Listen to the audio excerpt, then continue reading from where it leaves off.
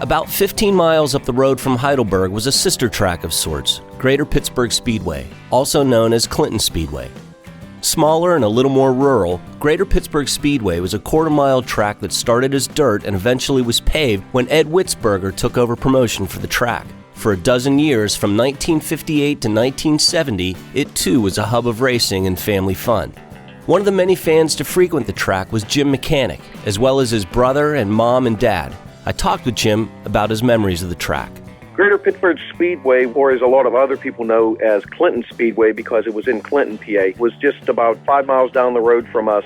Some nights we could even hear the cars. So we would go to Greater Pitt. It was a small little quarter-mile track. We would see a lot of guys there. There was Harold Smith, Augie Sandman, Bob James, Joe Mihalik, Jimmy Bickerstaff. That was in the late models. Then they had the claiming division, and the claiming division was as good, if not better, than the late models. Greater Pitt was in conjunction with Heidelberg with their points. So the drivers would come from all over the tri-state area, and they would race at Greater Pitt Friday night, and then they would go to Heidelberg on Saturday, and that would make it a weekend for them.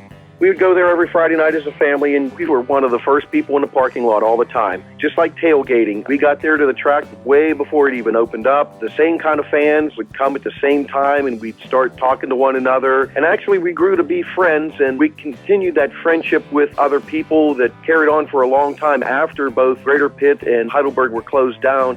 Not only was it just our family, but it was like an extended family. You had your racing family, and it was nice to look forward to seeing them each weekend. I never went there when it was dirt, but boy, when it was blacktop, it was just a little piece of heaven over there.